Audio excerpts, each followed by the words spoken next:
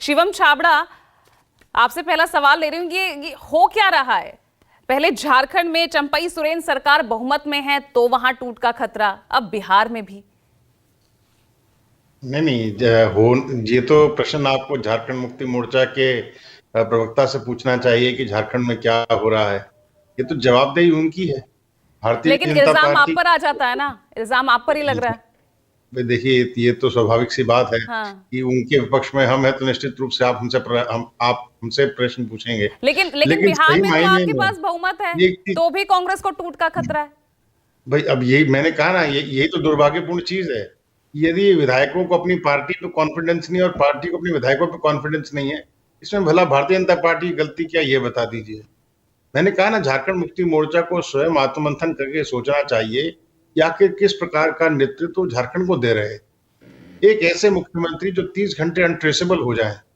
कल्पना करिए, मुख्यमंत्री, प्रदेश के मुख्यमंत्री अनट्रेसेबल हो जाए, दिल्ली पहुंच जाए, दिल्ली पहुंचने के बाद में वो 30 घंटे के बाद में एकदम दोबारा अवतरण उनका होता है और बोलते हैं कि साहब सब कुछ ऑल इज वेल है, थोड़ी देर बाद इस्तीफा दे देते हैं।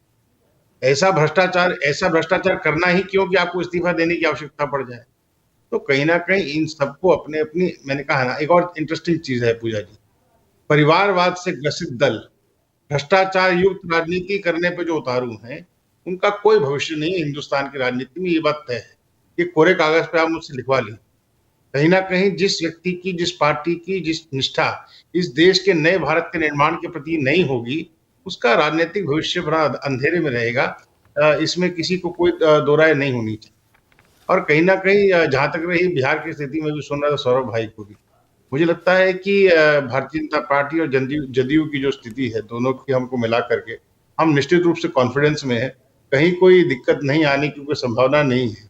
अब पता नहीं, अब समझ में और नहीं आ जहां रहा जहां ऐसी संभावना दिखेगी वहां पर इलाज किया जाएगा सभी का, ईडी सीबीआई का डर। सम्राट चौधरी यही कह रहे हैं ना?